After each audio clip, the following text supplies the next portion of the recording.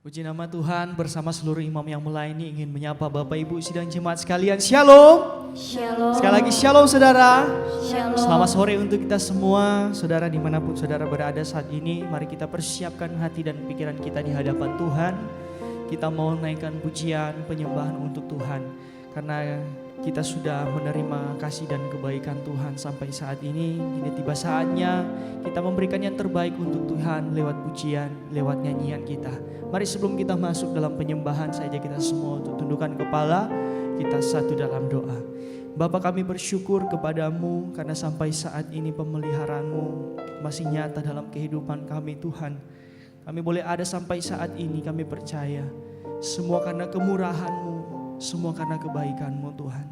Kini saatnya kami memberikan hidup ini Tuhan, untuk kami boleh memujimu, menyembah Engkau Tuhan, menaikkan puji-pujian penyembahan yang terbaik untukmu Tuhan. Terima kasih Tuhan, terima kasih. Kami percaya di saat kami sungguh-sungguh memuji dan menyembah Engkau, kami boleh merasakan hadirat-Mu ada di tengah-tengah kami, menjamah setiap kami Tuhan. Penuhi kami dengan Roh Kudus-Mu, penuhi kami dengan urapan-Mu Tuhan. Terima kasih Tuhan, terima kasih. Segala bentuk pekerjaan roh-roh jahat yang mencoba mengganggu ibadah kami mau ikat, kami patahkan, kami hancurkan di dalam nama Tuhan Yesus Kristus. Kami percaya Engkau yang tutup bungkus kami, Engkau yang melindungi kami Tuhan, Engkau yang menyertai ibadah kami Tuhan. Terima kasih Tuhan, terima kasih. Di dalam nama Tuhan Yesus Kristus kami siap untuk menyembah-Mu. Haleluya. Amin.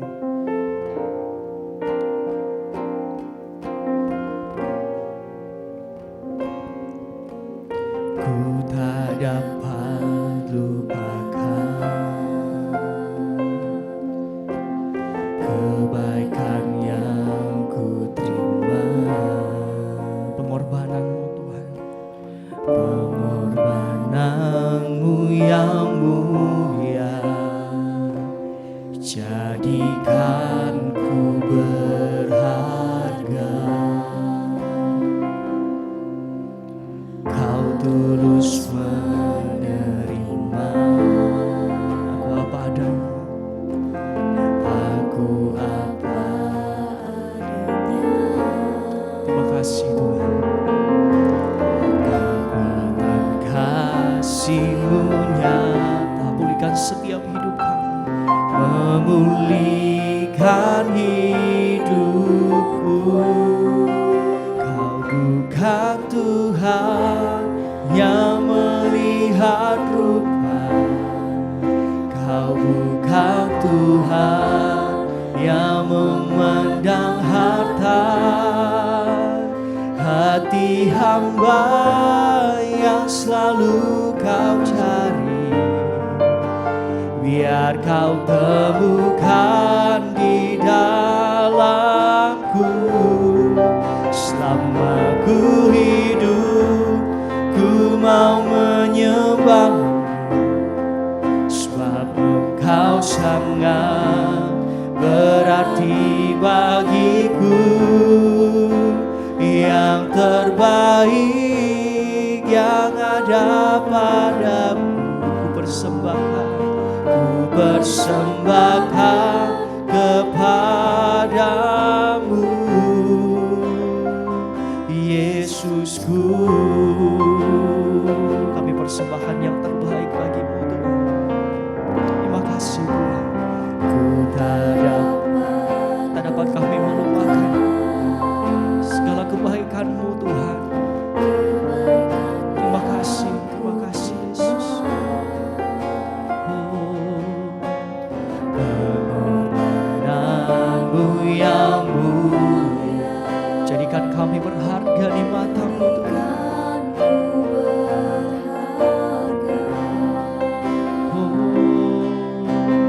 Kau tulus menerima.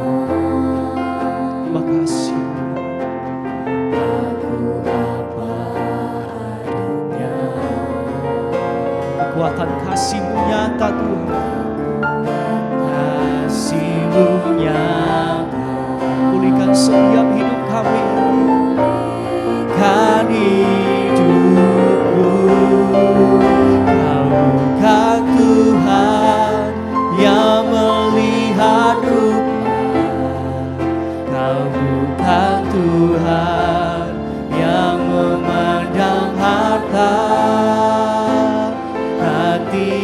yang selalu kau cari, biar kau temukan di dalam selama ku hidup. Oh, kami mau menyembah-Mu Tuhan, sebab Engkau sangat berarti bagiku yang terbaik. Oh, kami persembahkan kepadamu Tuhan, kepadamu. Kau bukan Tuhan yang melihat rupa, amin. Kau bukan Tuhan yang memandang harta hati hamba. Oh, yang selalu kau cari, biar kau temukan di dalamku selama ku hidup. Biar kami boleh menyembah-Mu Tuhan, inilah kerinduan kami, sebab Engkau sangat berarti bagiku yang terbaik yang ada padaku. Ku persembahkan kepada, sekali lagi saudara katakan, Kau bukan Tuhan yang melihat rupa, yang memandang harta hati hamba. Oh, terima kasih. Biar kau temukan di dalamku selama ku hidup. Oh, ku mau menyembah, sebab Engkau sangat berarti. Engkau segalanya dalam hidup kami. Terima kasih yang terbaik yang ada padaku. Ku persembahkan kepadamu, Yesusku. Mari saudara, persembahkan yang terbaik untuk Tuhan. Naikkan penyembahan, angkat suaramu, angkat hatimu. Oh, ini hidup kami Yesus. Haleluya, kami sembahkan. Oh Yesus, haleluya. Oh, Kau segalanya bagiku. Haleluya. Oh, terima kasih buat pengorbanan-Mu Tuhan, buat penyertaan-Mu dalam hidup kami Tuhan. Sungguh kami tak dapat membalas segala kebaikan-Mu Tuhan, selain kami memberikan hidup ini Tuhan, memberikan pujian penyembahan yang terbaik bagi-Mu Tuhan. Terima kasih Tuhan, terima kasih Tuhan. Yesus, ku percaya. Yesus, sungguh ku percaya. Rencana-Mu yang ajaib terjadi di dalamku. Yesus, sungguh ku percaya. Sekali lagi katakan Yesus. Yesus, kami percaya Tuhan, ku percaya. Oh, sungguh ku percaya ada rencana yang baik dalam hidup kami terjadi di dalamku. Yesus, sungguh ku percaya. Mari saudara, sekali lagi di hadapan Tuhan katakan, Yesus kami percaya. Yesus, sungguh ku percaya ada rencana yang ajaib, amin, terjadi di dalamku. Yesus, sungguh ku percaya. Sekali lagi di hadapan Tuhan katakan, Yesus, oh ku percaya. Oh Yesus, sungguh ku percaya. Rencanamu yang ajaib terjadi di dalamku. Yesus, sungguh ku percaya. Rencanamu yang ajaib, rencanamu yang ajaib terjadi di dalamku. Yesus, sungguh ku percaya. Rencanamu yang ajaib terjadi di dalamku. Yesus, sungguh ku percaya. Haleluya, berikan kemuliaan bagi Tuhan kita. Puji nama Tuhan. Mari kita mau lebih lagi di hadapan Tuhan dengan penuh sukacita. Kita mau angkat satu nyanyian, bertemu dalam kasih-Nya. Haleluya.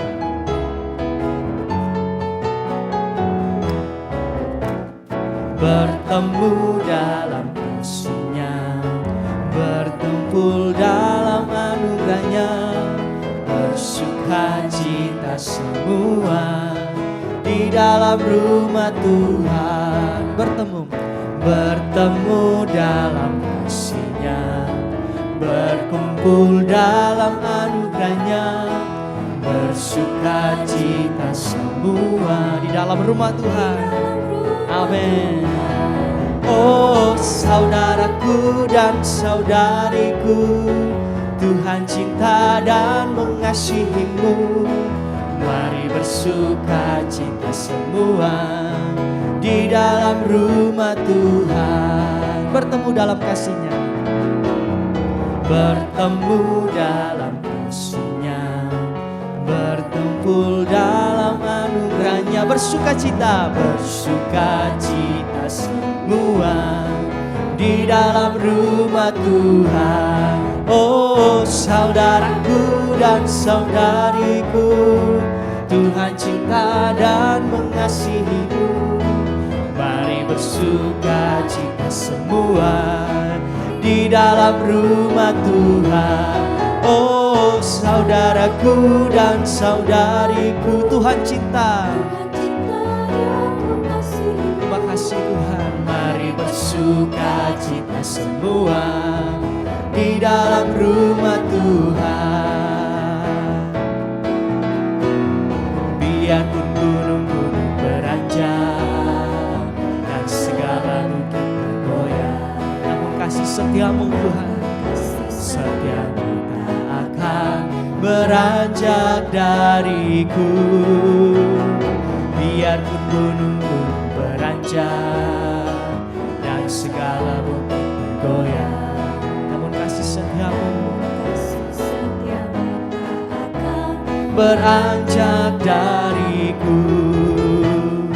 Tak akan beranjak, tak akan bergoyang, tak akan beranjak, tak akan bergoyang.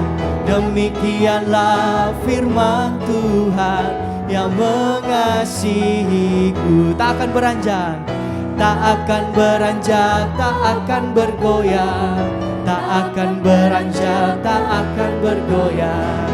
Demikianlah firman Tuhan yang mengasihiku. Biarpun gunung-gunung beranjak, biarpun gunung-gunung beranjak dan segala bukit bergoyang, kami percaya kasih setiamu Tuhan beranjak dariku. Amin. Biarpun gunung-gunung beranjak dan segala bukit bergoyang, namun kasih setiamu tak akan beranjak dariku. Tak akan beranjak, tak akan beranjak, tak akan bergoyang, tak akan beranjak, tak akan bergoyang. Demikianlah firman Tuhan yang mengasihiku. Tak akan beranjak, tak akan beranjak, tak akan bergoyang, tak akan beranjak, tak akan bergoyang. Demikianlah firman Tuhan yang mengasihiku. Demikianlah firman Tuhan yang mengasihiku. Haleluya, puji nama Tuhan. Mari tiba saatnya kita akan mendengarkan firman Tuhan. Tapi sebelum itu, mari kita mau angkat satu nyanyian. Haleluya Yesus.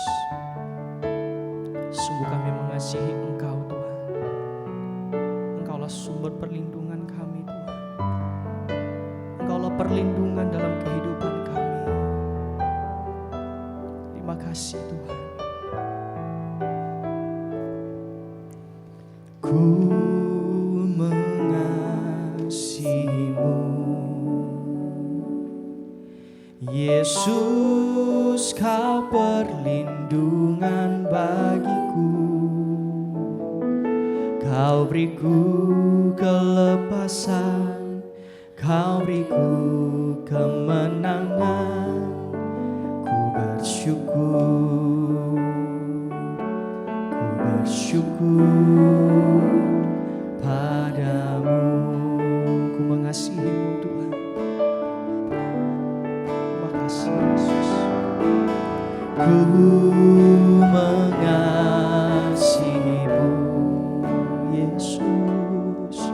Yesus, kau perlindungan bagiku. Kau beriku kelepasan, kau beriku kemenangan. Ku bersyukur, oh ku bersyukur padamu.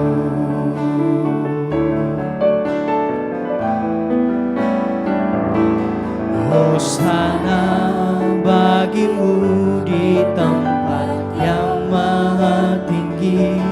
Hosana bagimu Yesus di tahta maha kudus. Ku memujimu selalu, ku sembah kau selamanya. Sungguh Yesus, ku cinta padamu. Mari sungguh di hadapan Tuhan, katakan ku mengasihimu. Ku mengasihimu Yesus, kau perlindungan bagi kami. Kau perlindungan bagiku. Kau beriku kelepasan, kau beriku kemenangan. Ku bersyukur, ku bersyukur, ku bersyukur. Haleluya. Mari sama-sama katakan, Hosana bagimu, Hosana bagimu di tempat yang maha tinggi. Hosana bagimu Yesus di tahta maha kudus. Ku memujimu selalu, ku sembah kau selamanya. Sungguh Yesus, ku cinta. Hosana bagimu, bagimu di tempat yang maha tinggi. Hosana bagimu Yesus di tahta maha kudus. Ku memujimu, oh ku sembah kau selamanya. Sungguh Yesus, ku ku cinta padamu.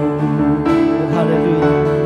Mari sambil mengangkat tangan kita di hadapan Tuhan, katakan Hosana bagimu di tempat yang maha tinggi. Hosana bagimu Yesus, oh di takhta maha kudus. Ku memujimu selalu, ku sembah Kau selamanya. Sungguh Yesus, ku cinta padamu. Hosana, oh yang maha tinggi. Hosana bagimu Yesus di takhta maha kudus. Ku memujimu selalu, ku sembah Kau selamanya. Sungguh Yesus, ku cinta padamu. Sungguh Yesus, sungguh Yesus, ku cinta padamu. Sungguh Yesus, ku cinta padamu.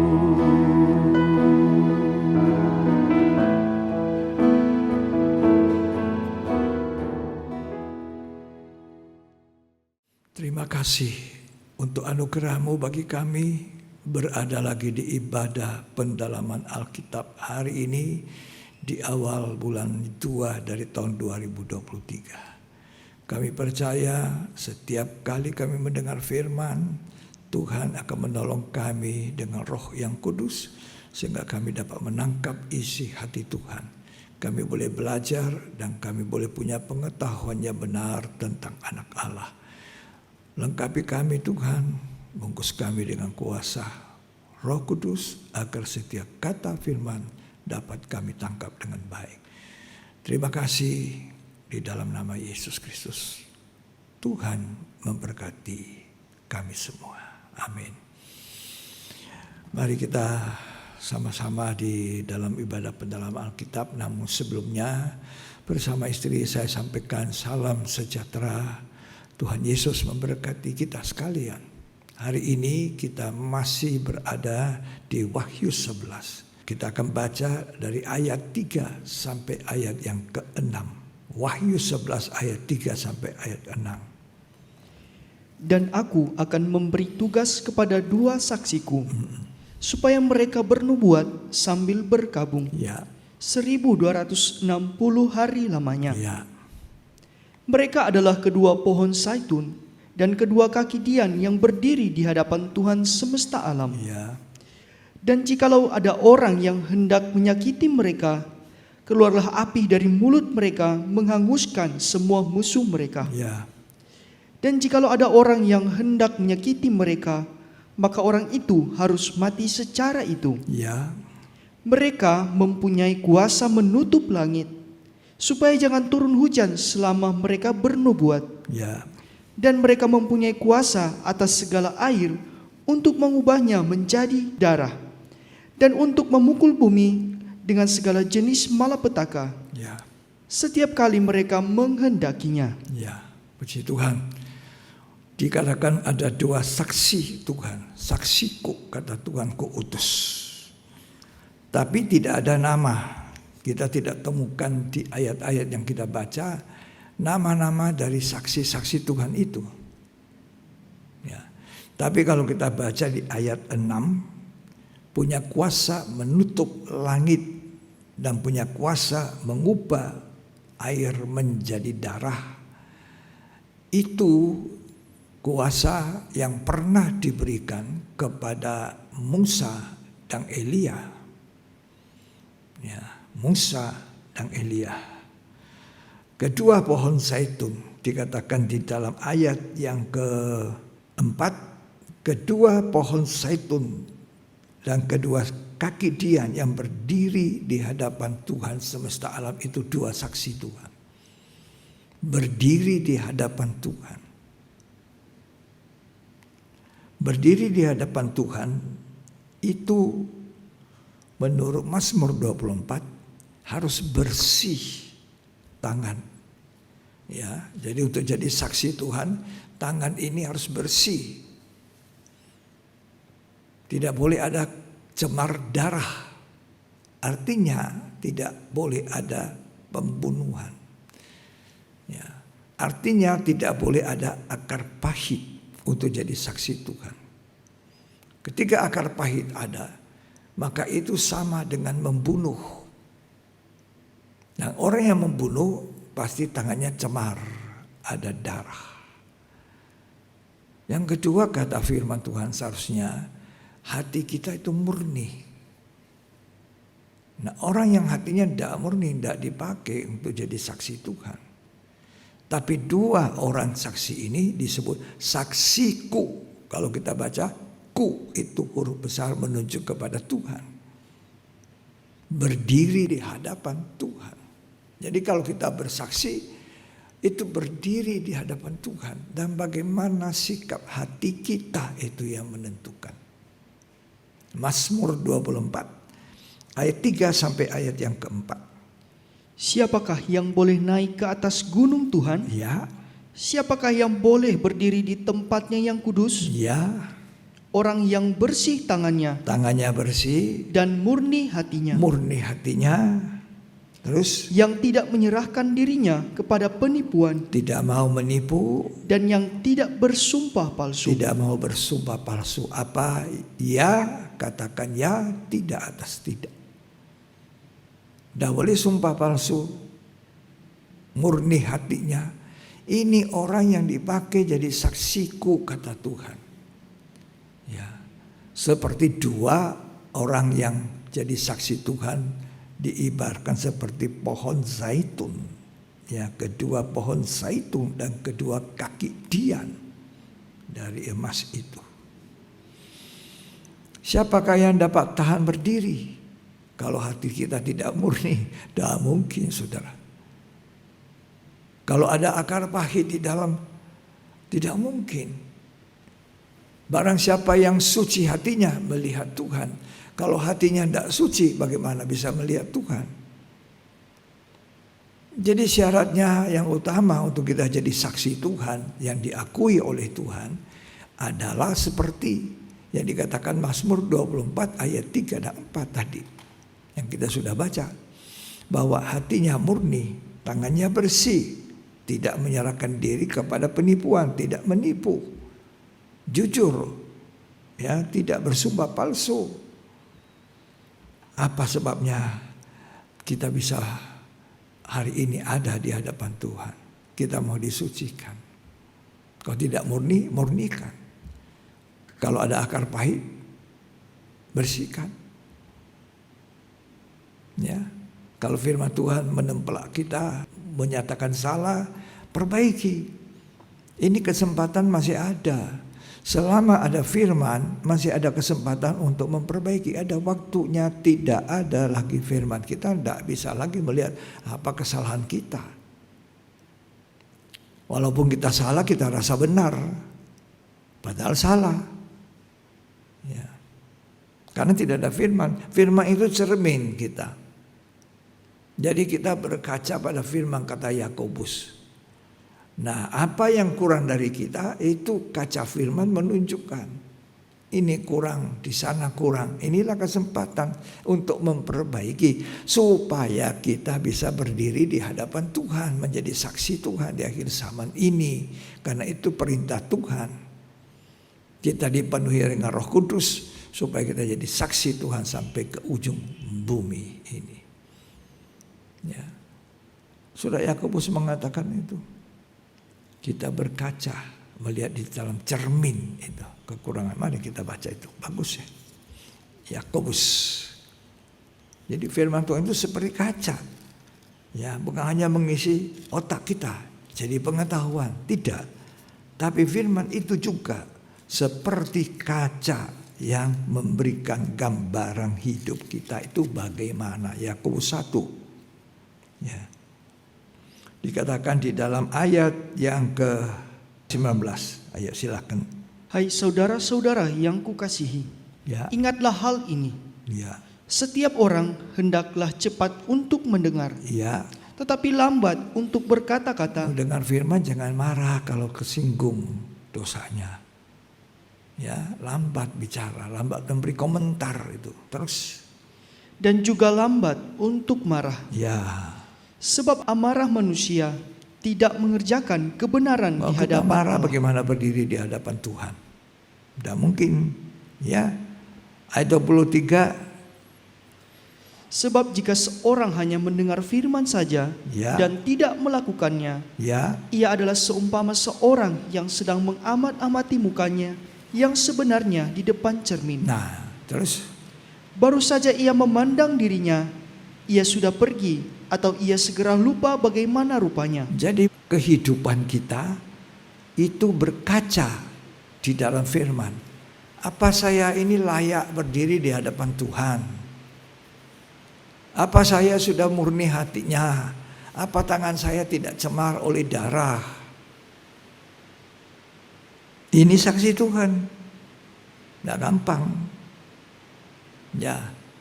Jadi kita hari-hari ini kesempatan untuk dipakai menjadi saksi Tuhan. Tapi kita harus murni hati.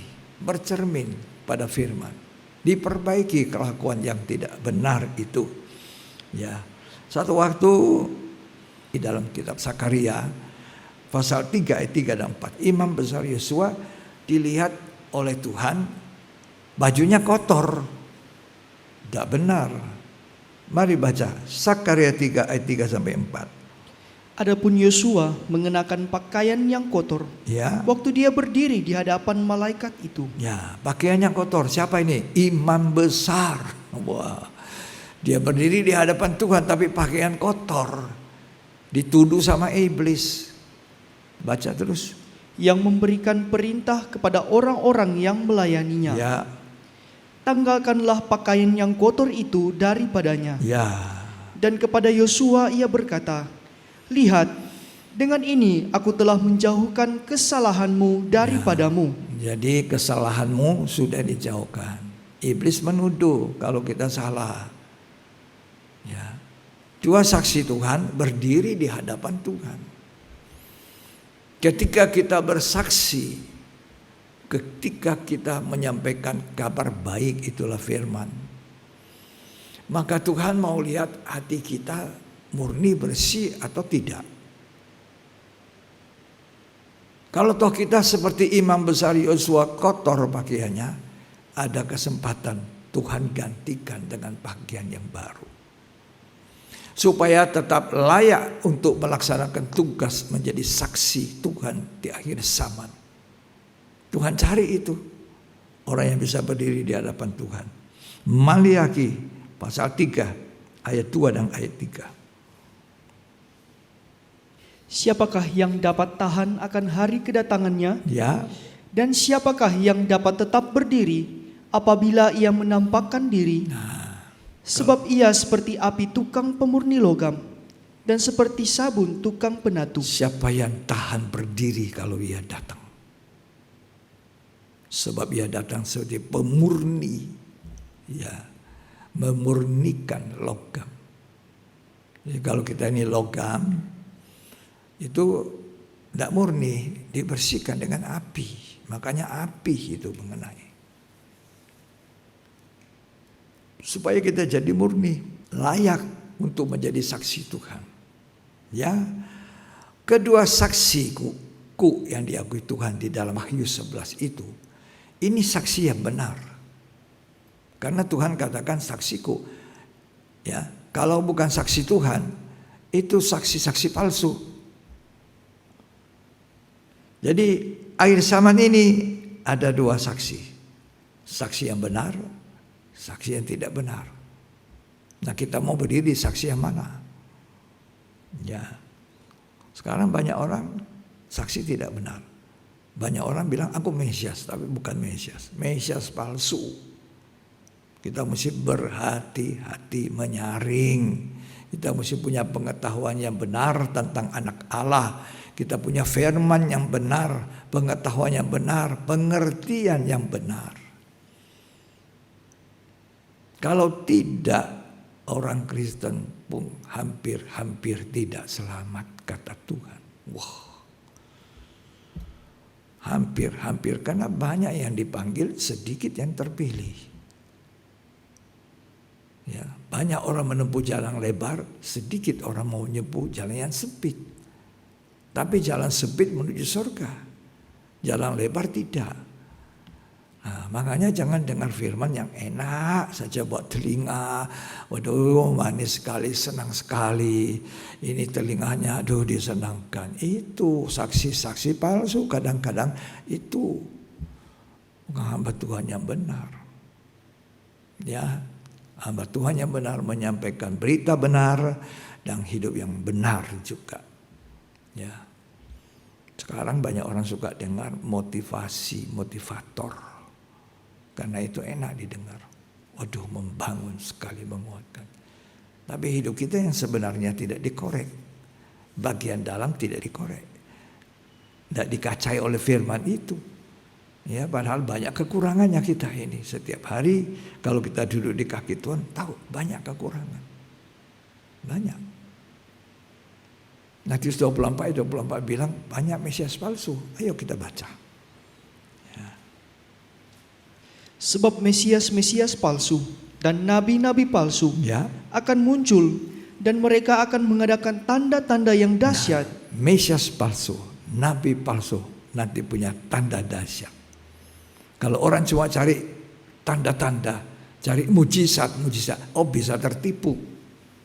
Ini bukan waktunya cuma cari mujizat. Walaupun saya percaya mujizat masih ada.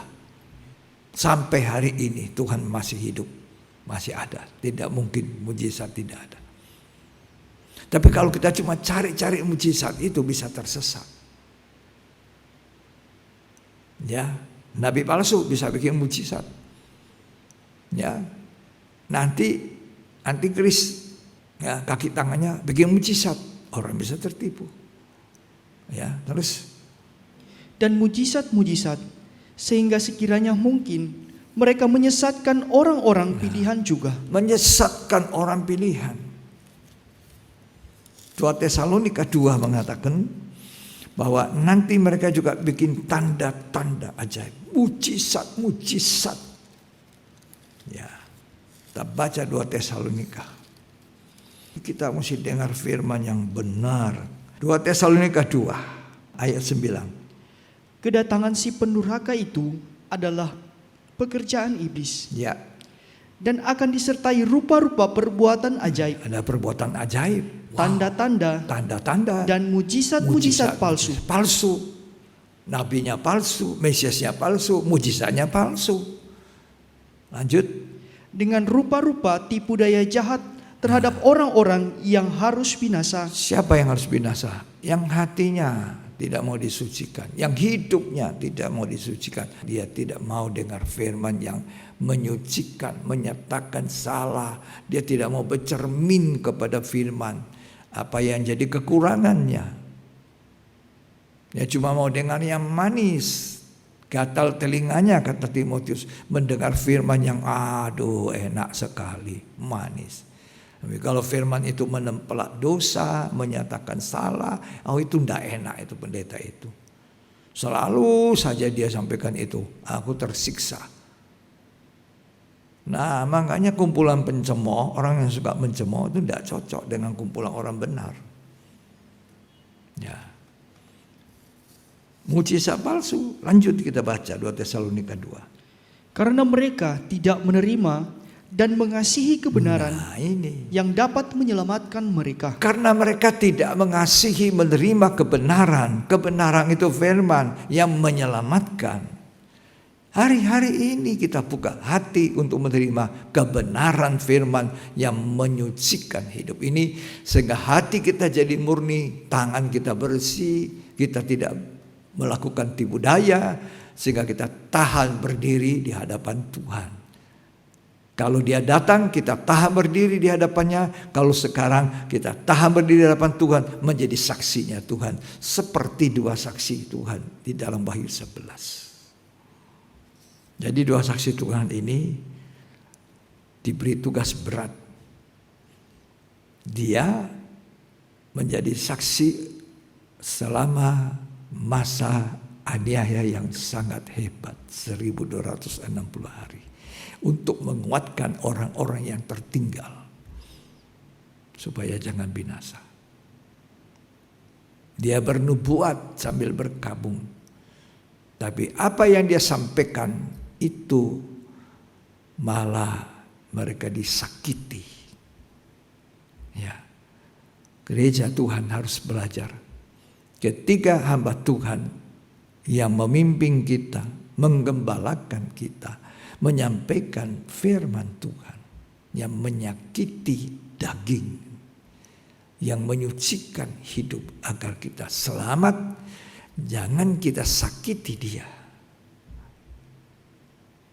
Ya, seorang hamba Tuhan yang baik, seorang gembala yang baik pimpinannya, Alkitab mengajar patut dihormati 2 kali. Bukan khotbahnya itu dikritik, disakiti. Dua saksi itu setelah bernubuat sambil berkabung, malah disakiti. Tapi ketika disakiti, maka api keluar dari mulut. Wah, itu api yang dahsyat dari firman Tuhan membakar setiap apa yang tidak benar. Makin disakiti, makin keluar itu api. Api firman. Seperti Yeremia mengatakan, kalau aku tahan apa yang Tuhan ingin sampaikan, bisikan aku tahan, hatiku panas. Seperti api dia keluarkan akhirnya. Ini waktu kita jadi dewasa rohani, menjadi orang rohani mendengar firman. Yang hanya cuma sekedar ibadah, tempat ibadah nyanyi, habis itu nyanyi urutannya doa, habis itu firman, habis itu doa berkat pulang. Tidak terasa apa-apa, tahun dari tahun ke tahun, tidak bertumbuh. Ya, marilah di akhir zaman ini kita menjadi saksi Tuhan yang berdiri di hadapan Tuhan dengan benar, ya, dan dipakai oleh Tuhan. Sebelum kita mau dengar firman Tuhan yang menyucikan, kita susah dipakai jadi saksi. Kita baca lagi Wahyu 11 ayat yang ke-6. Mereka mempunyai kuasa menutup langit, supaya jangan turun hujan selama mereka bernubuat. Ya. Dan mereka mempunyai kuasa atas segala air, Ya. untuk mengubahnya menjadi darah. Nah, jadi di dalam ayat-ayat Wahyu 11 itu mengenai 2 saksi tidak dijelaskan siapa. Nama mereka tidak ada. Tapi kuasa yang mereka terima dari Tuhan, yang satu menutup langit, yang lain itu merubahkan air jadi darah. Kalau kita dengar ini dan baca, maka kita pernah baca Alkitab, kita pernah dengar mungkin bahwa itu sepertinya Elia dan Musa yang pernah menerima kuasa.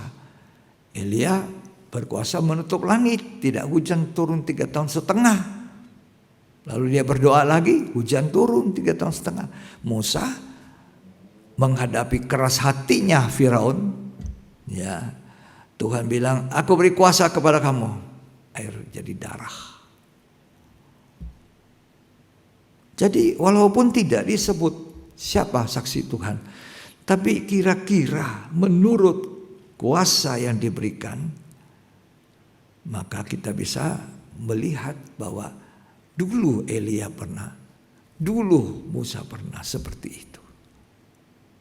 Makanya hari ini mari kita belajar. Ya, untuk menjadi saksi Tuhan kita belajar. Nomor 1 kita belajar dari Elia. Kita mau lihat Elia itu siapa yang bisa punya kuasa menutup langit. Yakobus pasal 5 ayat 17 sampai 18. Elia adalah manusia biasa sama seperti kita. Ya. Dan ia telah bersungguh-sungguh berdoa supaya hujan jangan turun. Ya. dan hujan pun tidak turun di bumi selama 3 tahun dan 6 bulan. Ya, ini menutup langit ini. Elia manusia biasa. Sama seperti aku dan saudara. Sama seperti kita, Elia adalah manusia biasa. Ada kelebihan, ada kekurangan. Manusia biasa. Bisa lapar, bisa haus. Yesus pun pernah jadi manusia biasa seperti kita. Daging. Yesus pernah haus? Pernah. Pernah lapar? Pernah. Karena dia daging. Kenapa Pak Pendeta selalu omong tentang Yesus manusia biasa? Dia kan Allah. Iya, dia Allah, tetapi dia turun dari surga menjadi manusia, mengambil wujud anak manusia. Loh, hari-hari ini pengakuan firman menjadi daging, firman menjadi manusia. Kalau kita makan perjamuan suci, itu pengakuan kita bahwa kita sedang menikmati daging dan darah Tuhan yang pernah dikorbankan. Kalau kita tidak kuat di dalam pengakuan ini, berbahaya sekali. Kalau kita mengaku dengan teguh bahwa firman Allah pernah jadi manusia, Allah pernah jadi manusia, Yesus, kita di bawah atmosfer Roh Kudus. Tapi kalau tidak, antikris rohnya menguasai kita. Sebab antikris tidak pernah mau mengakui Yesus pernah datang sebagai manusia.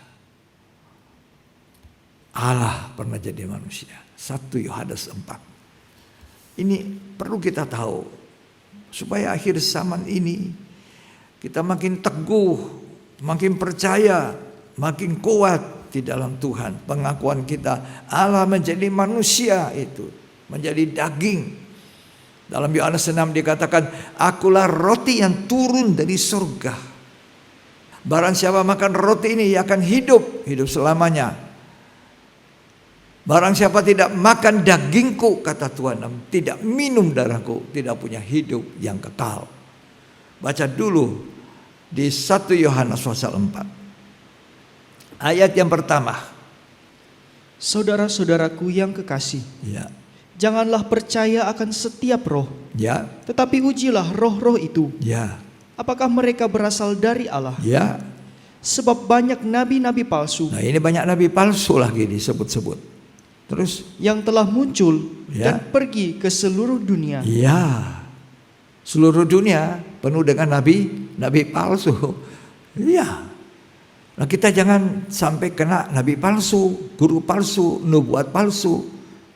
Terus Demikianlah kita mengenal roh Allah. ya, Setiap roh yang mengaku bahwa Yesus Kristus telah datang sebagai manusia ya, berasal dari Allah. ini yang saya katakan. Kenapa pendeta selalu mengatakan itu? Yesus Kristus datang sebagai manusia.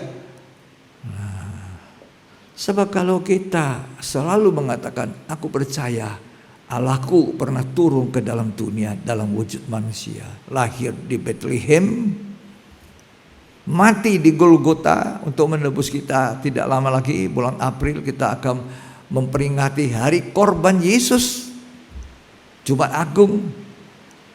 Kita memperingati hari kebangkitannya Tuhan. Ya, pengakuan ini harus kuat, karena kalau kita ngaku dengan benar, kita benar-benar dari Allah. Ya, lanjut ayat 3. Dan setiap roh yang tidak mengaku Yesus tidak berasal dari Allah. Ya, Roh itu adalah roh antikristus, ya, dan tentang dia telah kamu dengar ya. bahwa ia akan datang, dan sekarang ini ia sudah ada di dalam dunia. Sudah ada dalam dunia. Kaki tangannya paling tidak. Ya, kaki tangannya siapa itu? Ayat 4. Ya. Kamu berasal dari Allah, anak-anakku, Ya, dan kamu telah mengalahkan nabi-nabi palsu itu. ya.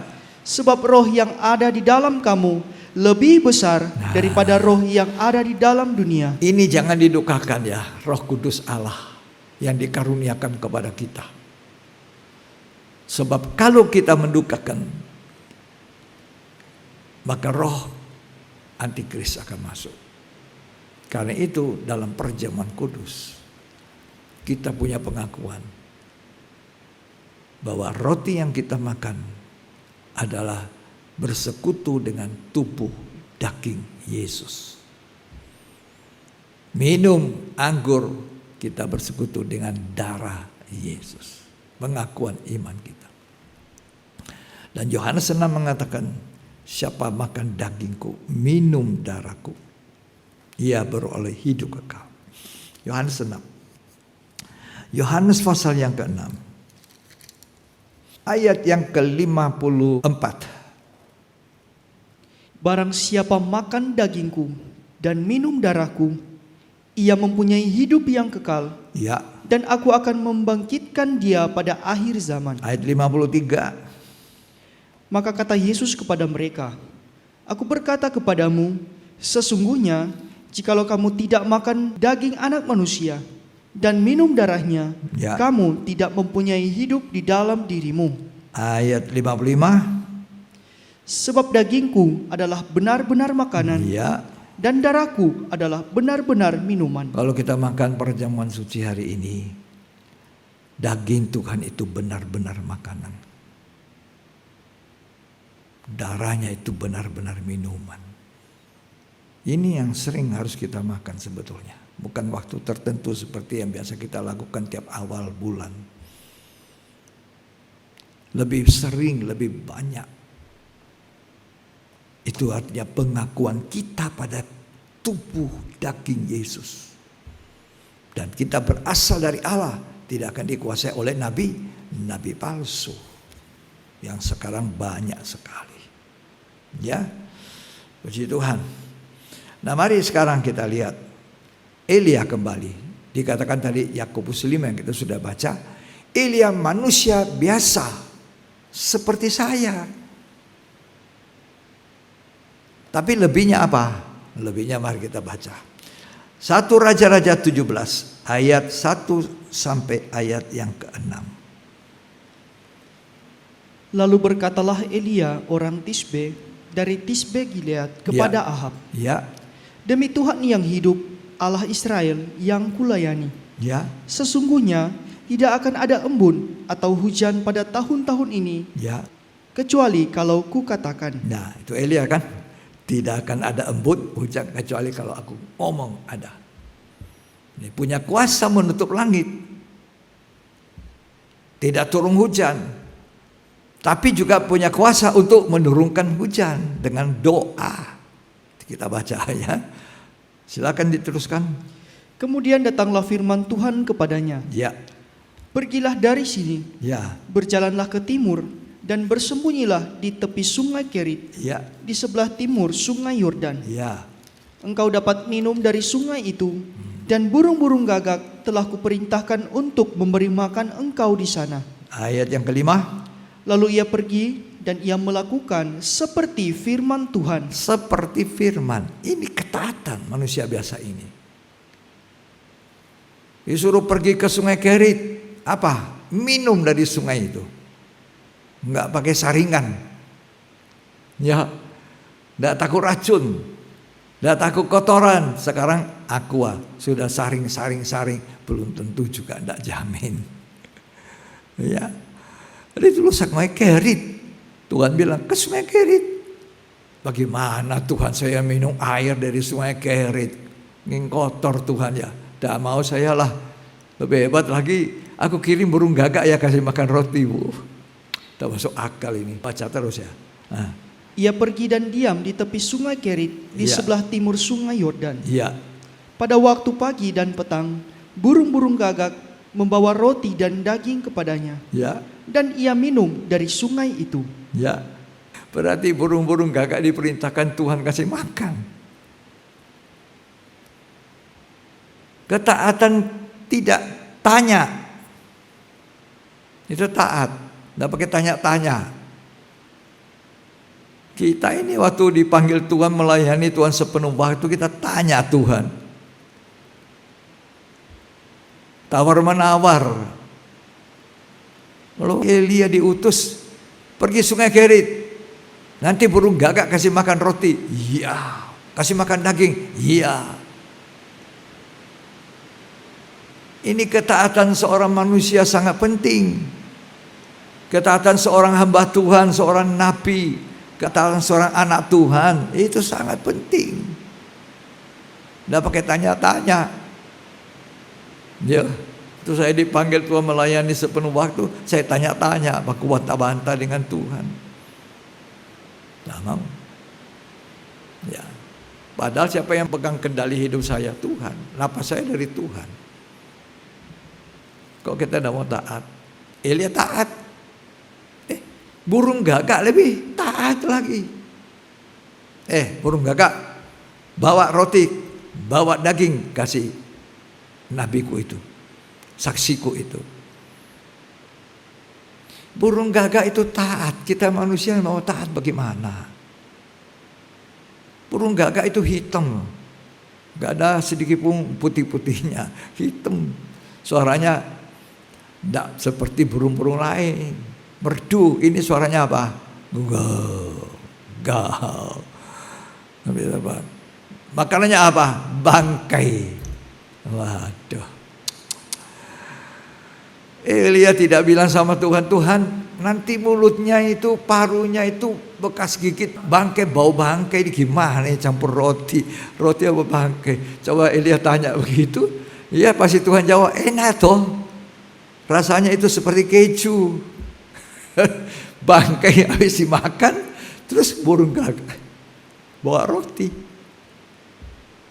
Jadi rotinya bau bangkai, tapi Tuhan bilang kalau Elia berani tanya, gimana itu Tuhan burung gagak? Coba burung merak saja Tuhan. Ya, loh, nanti bau bangkai. Lalu Tuhan pasti jawab, ya, bau bangkai itu enak, itu roti keju kamu makan.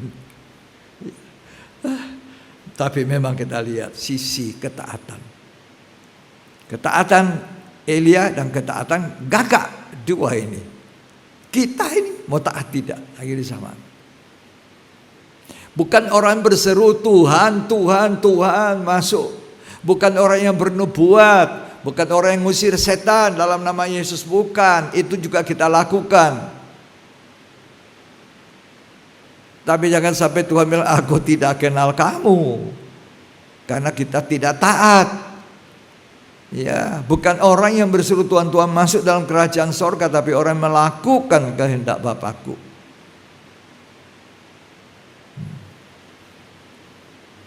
Apalagi kelebihan Elia kita bisa belajar.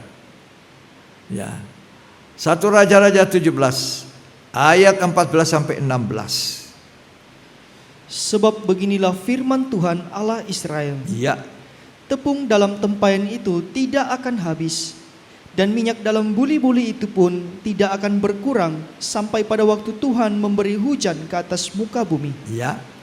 Lalu pergilah perempuan itu dan berbuat seperti yang dikatakan Elia.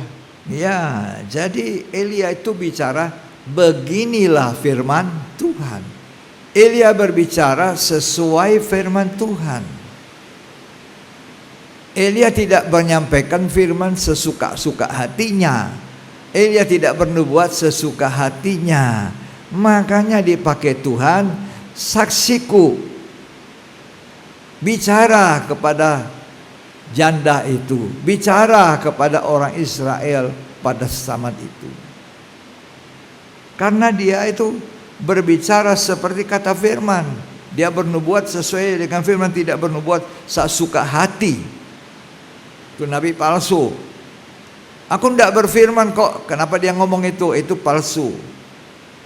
Ya. Tapi ini Elia bicara sesuai apa yang Tuhan katakan. Katakan kepada janda Sarfat. Dia bicara itu. Tidak pakai takut-takut.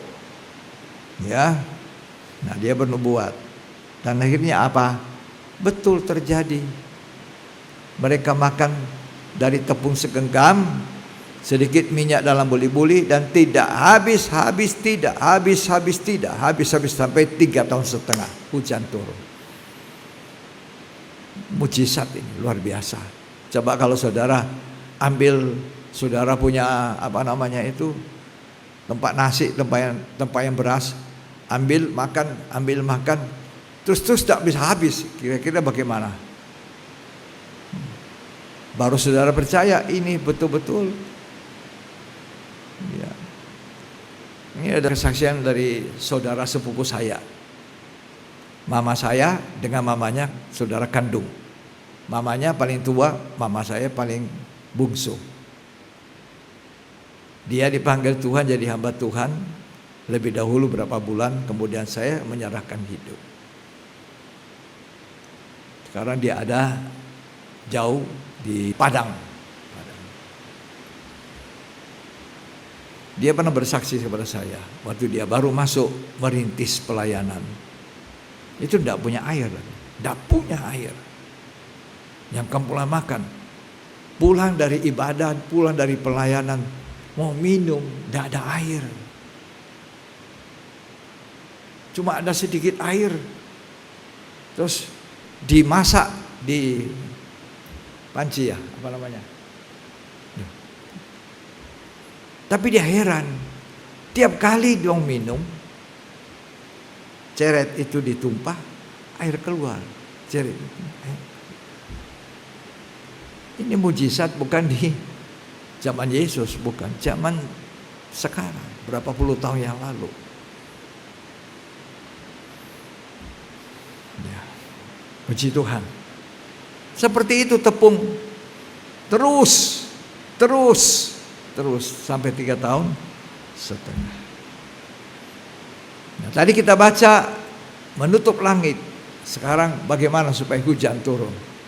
Ya, 1 Raja-Raja 18 ayat 41 sampai 43. Kemudian berkatalah Elia kepada Ahab, Ya, pergilah, makanlah dan minumlah, ya, sebab bunyi deru hujan sudah kedengaran. ya, Lalu Ahab pergi untuk makan dan minum. ya, Tetapi Elia naik ke puncak gunung Karmel. ya, Lalu ia membungkuk ke tanah ya, dengan mukanya di antara kedua lututnya. ya, Setelah itu ia berkata kepada bujangnya, ya, naiklah ke atas, lihatlah ke arah laut. ya, Bujang itu naik ke atas, ia melihat dan berkata, tidak ada apa-apa. ya. Kata Elia, pergilah sekali lagi. Demikianlah sampai 7 kali. 7 kali dia naik ke atas gunung Karmel, dia berdoa. Ya, mungkin kepalanya masuk di antara dua lututnya. Ya, itu Elia berdoa. Ya, ayat 44. Pada ke-7 kalinya berkatalah bujang itu, Ya, wah, awan kecil sebesar telapak tangan timbul dari laut. ya. Lalu Terus, kata Elia, pergilah, katakan kepada Ahab, ya, pasang keretamu dan pasang turunlah. keretamu, Jangan sampai engkau terhalang oleh hujan. jangan sampai terhalang oleh hujan. 7 kali dia berdoa, tak hujan. Tadi dia berdoa menutup langit, tidak ada hujan. Nah, itu yang kita lihat, kuasa yang ada, 2 saksi Tuhan yang ada di Wahyu 11. Walau tidak disebut namanya, tapi kalau melihat kuasa yang itu sama seperti kuasa yang ada pada Elia. Kita sudah dengar tadi tentang Elia. Elia itu manusia biasa, kata Yakobus, bisa putus asa. Dia lawan 450 Nabi Baal, dia sembeli semua itu, dia kalahkan. Lalu didengar Isabel, istrinya Raja Ahab. Wow, awas kalau saya ketemu dia, saya bunuh dia, saya up. Didengar itu, Elia, mau dibunuh kamu? Hah? Dia ketakutan. Lari sembunyi di gua. Aku mau di gua, saya tidak mau lagi kemana-mana, tidak mau lagi berkhotbah, tidak mau lagi bernubuat, tidak mau lagi. Aduh, saya mau dibunuh. Padahal saya lawan 450 Nabi Baal. Saya bunuh semua mereka. Saya turunkan api dari langit. Saya suruh pengikut Baal itu semua, kalau mau persembahkan korban, ayo cepat kamu bikin korban. Tore-tore, panggil Baalmu, apakah api turun atau tidak bakar korban. Ternyata mereka seharian tidak ada api. Elia bilang, sekarang aku kasih naik persembahan kurban, siram air sampai penuh seperti parit. Dan dia berseru, kalau Allahku adalah Tuhan, dia turunkan api dari langit. Betul-betul api menyambar semua korban yang basah. Ini masuk akal, saudara. Bagaimana Tuhan melakukan itu melalui Elia? Karena Elia itu manusia yang taat, manusia yang dengar-dengaran, tidak pakai tanya-tanya. Disuruh ke janda Sarfat, dia tidak tanya janda kaya atau janda miskin Tuhan. Tuhan suruh ke janda miskin, cuma tepung segenggam, cuma sedikit minyak dalam buli-buli. Kasih aku roti ya. Sorry ya, anak saya dan saya makan satu kali ini habis, mati sudah. Nah, Elia bilang apa? Seperti firman Tuhan. Firman menjadikan dari tidak ada menjadi ada. Katakan amin. Kalau kita memiliki firman, firman itu menciptakan dari tidak ada menjadi ada. Makanya Nabi Elia bicara seperti firman. Tepung segenggam tidak akan habis sampai musim hujan turun. Hebat. Saudara bisa jadi Elia. Kita bisa jadi Elia. Ya, mau jadi Elia? Oke. Elia zaman akhir. Ya. Nah, bangunkan iman. Nah, manusia biasa putus asa juga. Akhirnya dia lari sembunyi. Astaga, aku mau dibunuh, takut. Putus asa. Itu manusia biasa. Sama, kita juga kadang-kadang sudah dibuat begini anak ini, sudah diberitahu anak ini begini, tidak mau berubah. Sudah jemaat sudah begini. Aduh, saya disuruh ke ibadah, sudah aman, tidak usah online terus ya. Tidak mau. Bikin KKR saja, nanti lihat. Supaya kita dimotivasi lagi kembali melakukan ibadah lebih giat menjelang Yesus datang kembali pada kali kedua. 1 Raja-Raja 19. Coba saudara baca itu ayat 2. Takut ya, sembunyi dia. Maka Isabel menyuruh seorang suruhan mengatakan kepada Elia, beginilah kiranya para Allah menghukum aku. Bahkan lebih lagi daripada itu, jika besok kira-kira pada waktu ini aku tidak membuat nyawamu sama seperti nyawa salah seorang dari mereka itu. Ayat 3. Maka takutlah ia, lalu bangkit dan pergi menyelamatkan nyawanya. Ya, takut mati juga, Sal. Putus asa masuk di gua sembunyi. Tapi Tuhan baik. Waktu hambanya ini, saksinya ini, nabinya ini kadang putus asa, lemah. Kita juga sebagai hamba Tuhan, saya juga sering putus asa rasanya, kurang semangat lagi. Nah, untuk menyemangati, dia tidur. Ini orang stres itu cuma mau tidur. Coba kalau orang stres, tidak ada gairah, tidur terus sampai datang malaikat bawa roti bakar, air dalam kendi. Ayo bangun Elia, makan roti, minum air dari kendi. Sekarang ini bukan burung gagak lagi. Coba dia ngomel-ngomel burung gagak terus bawa roti. Maka nanti Tuhan tidak utus malaikat. Waktu dia susah, dia putus asa, malaikat datang. Bawa roti bakar. Coba saudara baca itu ya. Waktu dia putus asa, mau lari. Ayat yang ke-5, silakan dibaca. 1 Raja-Raja 19. Sesudah itu ia berbaring dan tidur di bawah pohon arar itu. Tetapi tiba-tiba seorang malaikat menyentuh dia serta berkata kepadanya, bangunlah. Bangun. Makanlah. Makan. Ketika ia melihat sekitarnya, maka pada sebelah kepalanya ada roti bakar. Dan sebuah kendi berisi air. Sekarang roti bakarnya enak, tidak berbau bangkai. Nggak ada bau bangkai lagi. Dia harum. Ayo bangun, makan, minum. Air bukan sungai Kerit ya, air dalam kendi spesial dari Tuhan. Ini upahnya hamba Tuhannya benar. Ada waktu susah, ada waktu kematian, ada waktu kehidupan. ada pengalaman kematian, ada pengalaman kebangkitan, ada pengalaman susah, ada pengalaman menabur dengan air mata, ada pengalaman menuai dengan sukacita. Itu nabi Tuhan, saksi Tuhan. Semua dinikmati. Terus Lalu ia makan dan minum, kemudian berbaring pula. oh sekarang sudah makan, enak betul ini roti ya, nak bawa bangkai. Airnya aduh sedap.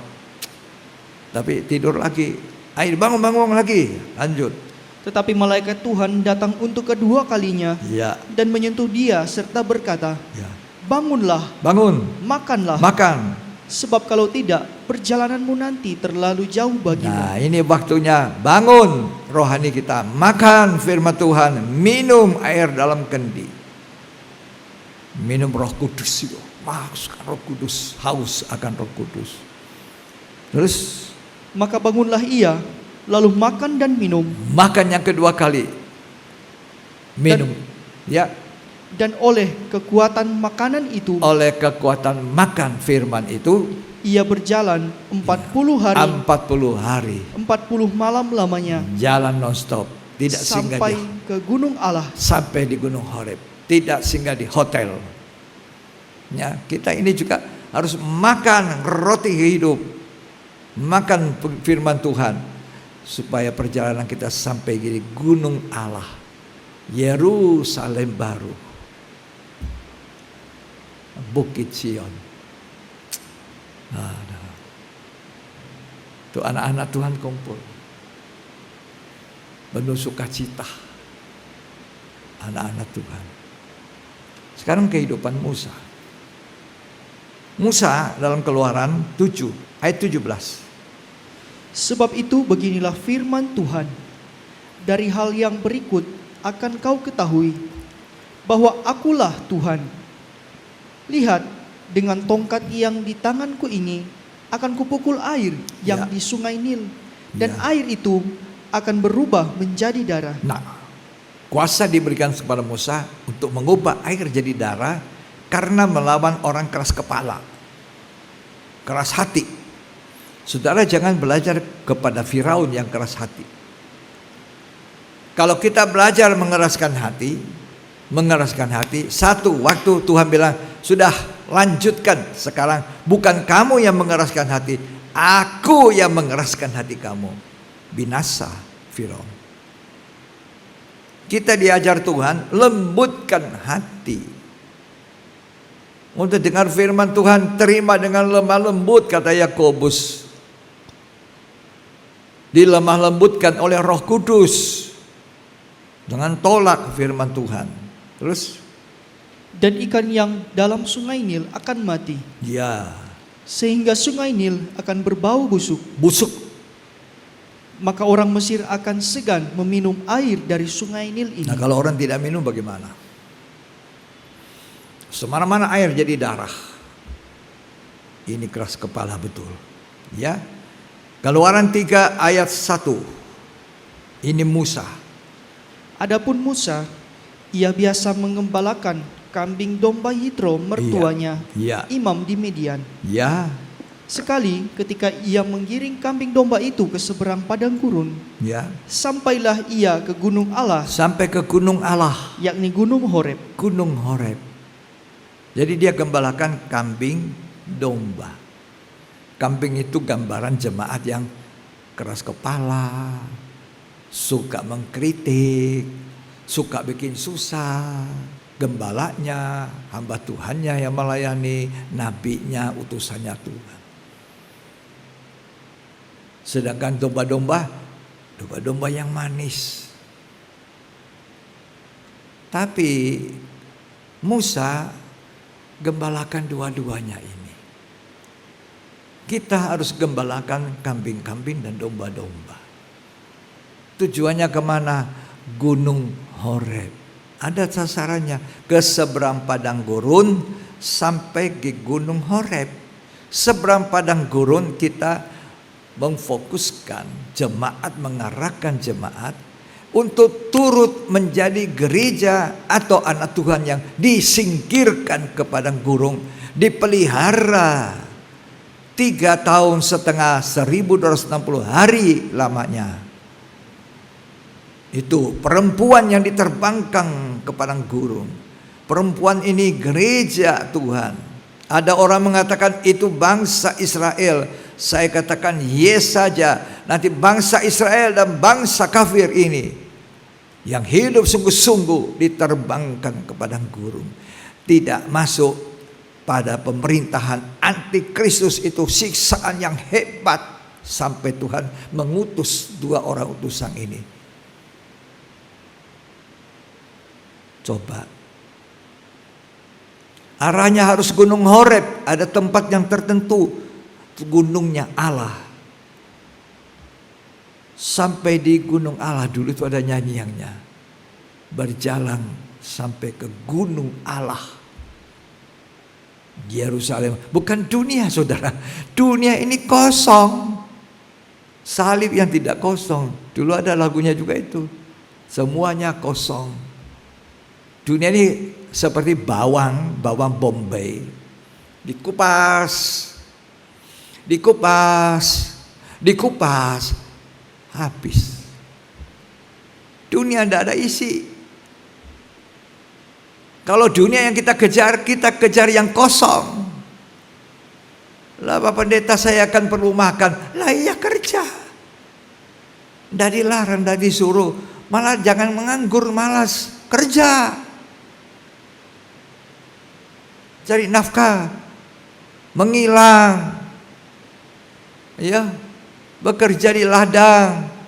Tapi dalam keadaan berjaga-jaga. Supaya kalau Tuhan jaga, kita disingkirkan ke padang gurun dengan sayap burung nasar. Kuasa Roh Kudus yang akan dicurahkan, itu pencurahan Roh Kudus akhir zaman, berlimpah-limpah sampai kita sanggup terbang.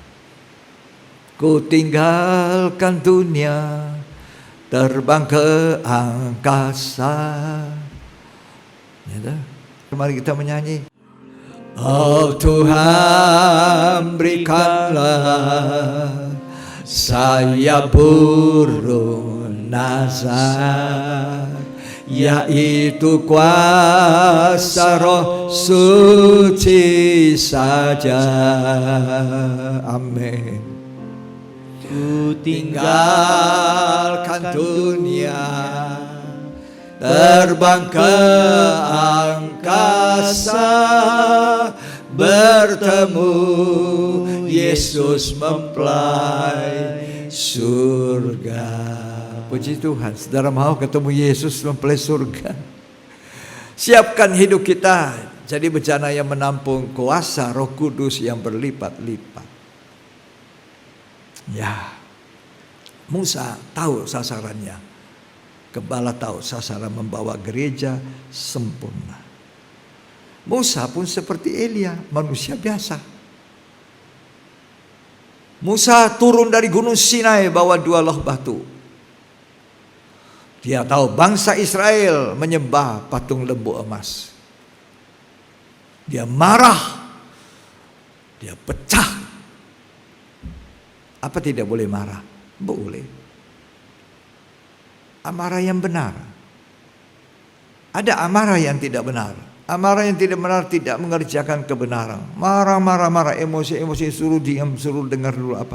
Marah, terus teriak terus. Itu amarah yang tidak mengerjakan kebenaran. Dengar dulu apa yang orang maksud. Dengar dulu apa yang dinasihatkan oleh orang tuamu, oleh hamba Tuhan. Oh, marah-marah. Ya. Musa pecahkan itu. Belak, pecah tuh.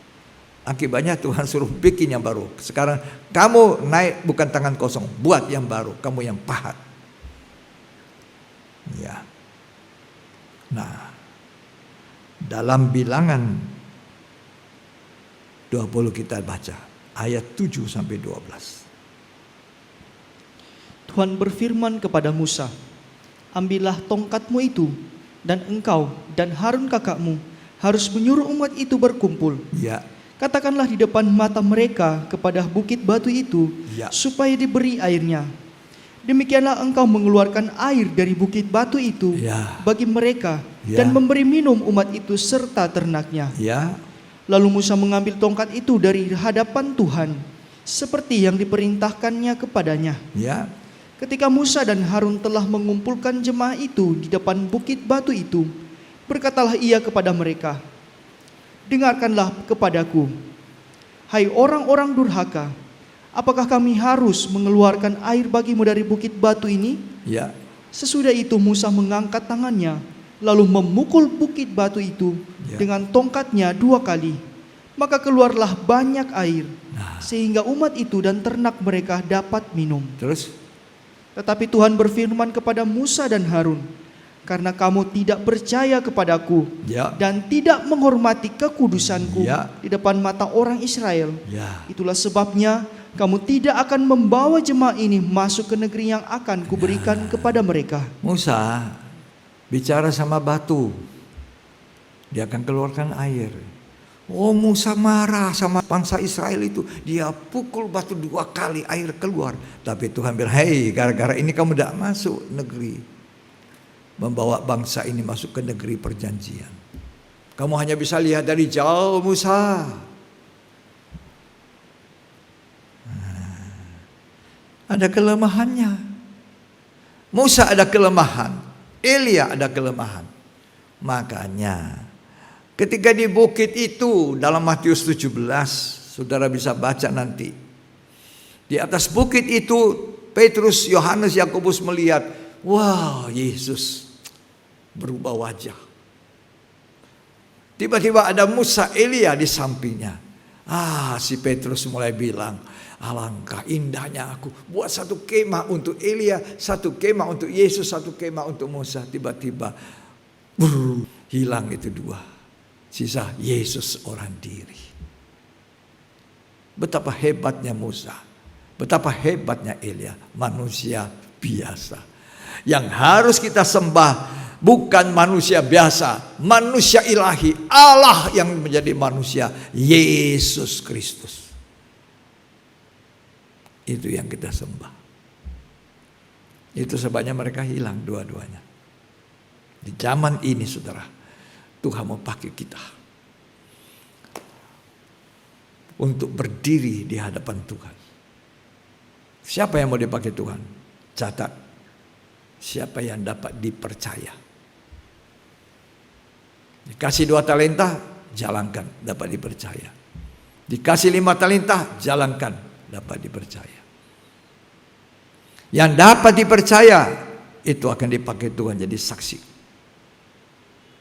Tuhan tidak mau pakai orang yang tidak bisa dipercaya. Siapa yang dapat dipercaya? Orang yang setia. Musa setia loh. Ibrani mengatakan Musa itu setia kepada segenap rumah Allah.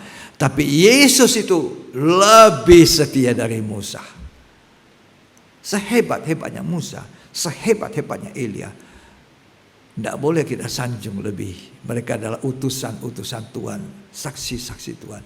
Begitu juga akhirnya sama para hamba-hamba Tuhan yang dipakai oleh Tuhan luar biasa, mengungkapkan firman Tuhan, hamba Tuhan yang mengadakan mujizat, hamba Tuhan yang bisa berbuat banyak, yang bisa menjadi orang besar dalam pelayanan. Jangan disanjung-sanjung, dihormati tapi jangan disanjung-sanjung, didengerin tapi jangan dijadikan seperti Allah-Allah. Tuhan tidak senang. Makanya selalu dikatakan dalam Ibrani, saudara bisa baca, walaupun Musa itu setia, tapi Yesus lebih setia. Nah, coba kita baca aja ya. Ibrani pasal yang ketiga. Baca perikop. Yesus lebih tinggi dari Musa. Yesus lebih tinggi dari Musa, lebih tinggi dari Elia. Makanya dua-dua ini hilang. Saksi-saksi Tuhan itu cuma utusan Tuhan, bukan apa-apa. Kami ini cuma orang-orang yang biasa, yang kecil, yang dapat kemurahan, dipanggil Tuhan untuk melayani. Jadi hamba, jadi budak. Terus baca. Sebab itu, hai saudara-saudara yang kudus, yang mendapat bagian dalam panggilan surgawi. Ya, Pandanglah kepada rasul dan imam besar yang Ya. kita akui, ya, yaitu Yesus, yang setia kepada Dia yang telah menetapkannya, sebagaimana Musa pun setia dalam segenap rumahnya. Jadi orang yang setia mau dipakai Tuhan. Elia itu setia, Musa itu setia, Yesus tersetia, ya. Jadi Tuhan mau pakai akhir zaman ini kita, gereja Tuhan, manusia biasa seperti Elia, seperti Musa, menjadi saksi. Siapa yang bisa dipanggil jadi saksi Tuhan nanti? Siapa yang bisa dipercaya. Yang kedua, siapa yang setia. Yang ketiga, siapa yang taat, takut Tuhan. Yang keempat, yang mencintai Tuhan. Kalau tidak cinta Tuhan, dia akan dipakai. Untuk apa kita dipakai? Menolong zaman akhir ini jemaat. Menolong manusia-manusia agar selamat dibawa ke gunung Allah. Ku berjalan ke gunung Allah, ke kota Sion. Ya, kumpulan meriah anak-anak Tuhan. Demikian juga Yohanes Pembaptis yang dia katakan seperti Elia itu. Dia juga manusia biasa. Ketika dia di penjara karena habis menegur Herodes, tidak layak kamu mengambil istri saudaramu, maka dia dijebloskan ke penjara, siap untuk dipotong leher, potong kepala, karena itu permintaan dari anaknya Herodias, istri saudaranya. Di hari ulang tahunnya Herodes, dia menari-nari. Waduh, apa saja dia minta kasih. Tiba-tiba dia bilang, aku minta kepala Yohanes. Karena kepalanya Yohanes itu diambil, tidak bisa ngomong lagi, tidak bisa tegur lagi, tidak bisa melakukan apa lagi. Dia tegur raja, berani itu. Ini saksi Tuhan. Mau tidak takut manusia, kalau salah tegur dia. Tegur dengan baik-baik, kalau tidak mau kasih peringatan. Ya. Nah, Herodes ditegur, tapi waktu dia dimasukkan penjara, Injil Matius mencatat pasal 11 bahwa dia bimbang, tanya, ayo utus muridnya, tanya, diakah itu yang datang, Yesus ya? Dia ragukan Tuhan. Bahaya sekali kalau saudara meragukan Tuhan. Akhir-akhir hidup saudara, jangan ragu, tetap pada percayamu, tinggal tetap percaya. Nah, inilah Yohanes Pembaptis, manusia biasa. Tapi Yohanes Pembaptis itu digambarkan seperti Elia yang akan datang. Ini baca saja. Ayat 14 dari Matius 11. Dan jika kamu mau menerimanya, ialah Elia yang akan datang itu. Ya, Elia yang akan datang. Matius 17 ayat 10 sampai 13. Lalu murid-muridnya bertanya kepadanya, Ya, kalau demikian mengapa ahli-ahli Taurat berkata bahwa Elia harus datang dahulu? ya, Jawab Yesus, memang Elia akan datang dan memulihkan segala sesuatu. ya, Dan aku berkata kepadamu, Elia sudah datang, ya, tetapi orang tidak mengenal dia ya. dan memperlakukannya menurut kehendak mereka. Nah, siapa itu dia? Ayat 13. Pada waktu itu mengertilah murid-murid Yesus bahwa ia berbicara tentang Yohanes Pembaptis. Jadi Yohanes Pembaptis juga digambarkan utusan Allah seperti Elia. Saksi. Tidak ada yang lebih besar daripada Yohanes. Jadi kita pun berkesempatan menjadi saksi. Walaupun mungkin kita tidak bisa katakan langit jangan hujan. Ya, mungkin kita tidak seperti kuasanya daripada Musa, pak air dipukul dengan tongkat jadi darah. Masing-masing kita Tuhan karuniakan kuasa. Yohanes Pembaptis melakukan yang lain, tapi dia adalah saksi Tuhan. Musa, Elia, Yohanes Pembaptis. Bahkan Tuhan katakan kepada mereka, tahukah kamu Yohanes Pembaptis itu Elia yang akan datang. Dia sudah ada. Kamu tidak dengar dia. Dia juga juga manusia biasa. Tapi Tuhan pakai, besar di hadapan Tuhan. Jadi Yohanes Pembaptis itu dikatakan dalam Injil Lukas pasal 1 ayat 15, saudara baca aja di rumah. Yohanes Pembaptis besar di hadapan Tuhan. Hebat. Saudara mau besar di hadapan Tuhan? Kecil di mata manusia, besar di hadapan Tuhan. Tuhan mau pakai kita semua. Mari kita akan siapkan untuk makan perjamuan suci dalam ibadah pendalaman Alkitab yang pertama ini. Tadi saya sudah sampaikan bahwa makan perjamuan suci mendapatkan hidup yang kekal. Kalau kita sungguh-sungguh mengakui daging dan darah Tuhan. Kita mau berterima kasih kepada Tuhan. Biar hidup kita mohon Tuhan pakai hidup.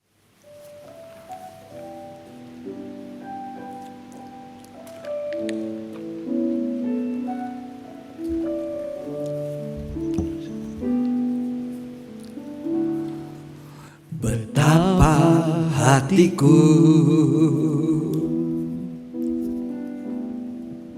berterima kasih Yesus, Kau mengasihiku,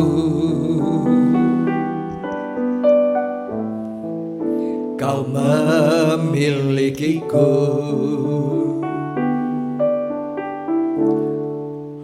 Hanya ini Tuhan persembahanku, segenap hidupku, jiwa dan ragaku.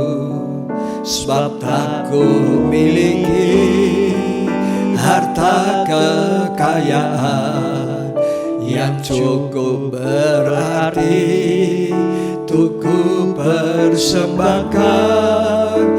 Hanya ini Tuhan permohonanku, terimalah Tuhan persembahanku. Pakailah hidupku sebagai alat-Mu seumur hidupku. Betapa hati berterima kasih, betapa hatiku. Mari kita berterima kasih pada Yesus. Berterima kasih Yesus, mengasihiku,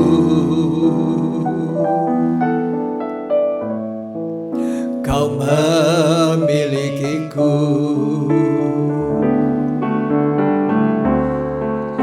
Hanya ini Tuhan persembahanku, segenap hidupku, jiwa dan ragaku. Sebab tak ku miliki harta kekayaan yang cukup berarti untuk ku persembahkan. Hanya ini Tuhan permohonanku, terimalah Tuhan persembahanku. Pakailah hidupku sebagai alat-Mu seumur hidupku. Mari saudara persembahkan hidupmu, siap untuk menjadi saksi Tuhan. Tirulah Elia, manusia yang taat, manusia berbicara sesuai firman Tuhan. Tirulah Musa yang setia. Tirulah Musa yang tidak senang melihat apa yang tidak benar, walaupun dengan kelemahannya. Tapi bilangan mengatakan, Musa di antara segala manusia, dia paling lembut hatinya. Lembut hatinya Musa. Walaupun dia memimpin dengan tegas. Tapi Tuhan katakan, di antara segala manusia, itu dituliskan dalam kitab Bilangan, bahwa Musa lembut hatinya dari antara semua manusia di muka bumi. Luar biasa, saudara. Nah, di zaman Tuhan cari saksi-saksi Tuhan mau diutus. Milikilah karakter Elia, Musa, Yohanes Pembaptis yang penuh dengan Roh Kudus, yang memulihkan hubungan keluarga, yang membuat orang berbalik kepada Tuhan. Tuhan cari itu. Mari kita katakan, betapa hati ini berterima kasih. Betapa Kita siapkan perjamuan suci kita. Berterima kasih Yesus, Kau mengasihiku,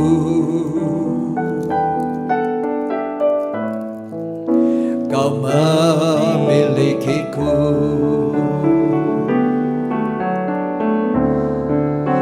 Hanya ini Tuhan persembahanku, segenap hidupku, jiwa dan ragaku. Sebab tak ku miliki harta kekayaan yang cukup berarti untuk ku persembahkan. Hanya ini Tuhan permohonanku, terimalah Tuhan persembahanku. Pakai hidupku, pakailah hidupku sebagai alatmu seumur hidupku. Jika roti dan anggur sudah siap di tangan saudara, mari kita angkat itu roti lebih tinggi dari kepala. Tuhan Yesus pada malam sebelum ia diserahkan, dijual, dikhianati Yudas Iskariot, ia mengambil roti, ia mengucap syukur atasnya, lalu ia memecah-mecahkan sambil berkata, inilah tubuhku yang diserahkan bagi kamu. Perbuatlah ini menjadi peringatan akan daku. Apa saudara percaya bahwa roti yang kita pegang adalah persekutuan kita dengan tubuh daging Yesus Kristus? amin. Kalau saudara katakan amin, mari kita makan dalam nama Yesus.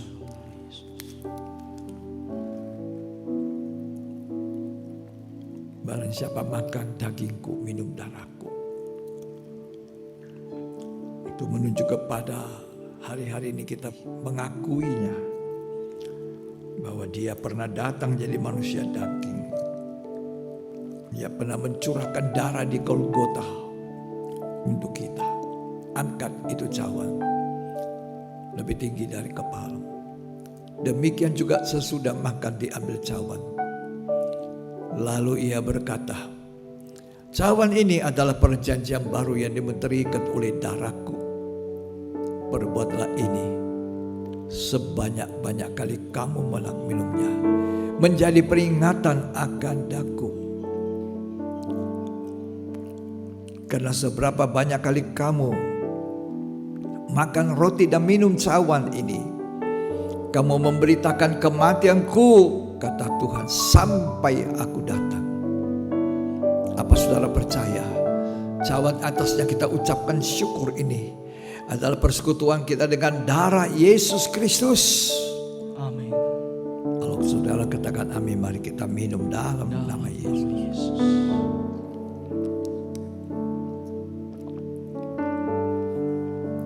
Betapa hatiku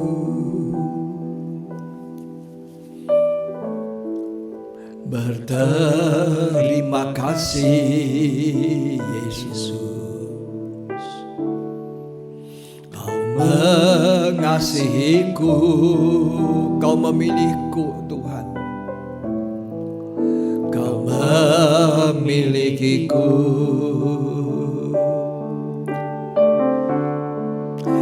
Hanya ini Tuhan persembahanku, segenap hidupku, jiwa dan ragaku, sebab tak ku miliki harta kekayaan yang cukup berarti untuk ku persembahkan.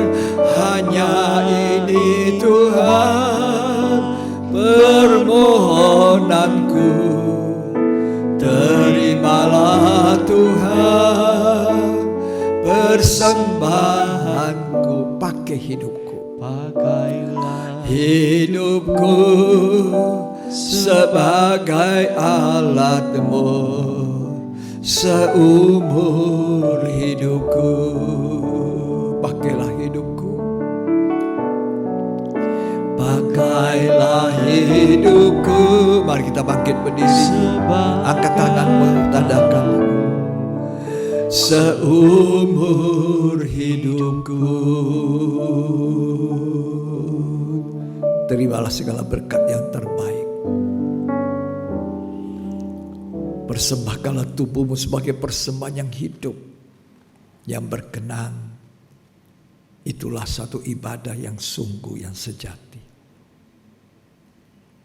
Karena itu terimalah berkat dari persekutuan Bapa, Putra, dan Roh Kudus, yaitu Tuhan Yesus Kristus yang memberkati kita hari ini sampai selamanya, sampai Maranatha.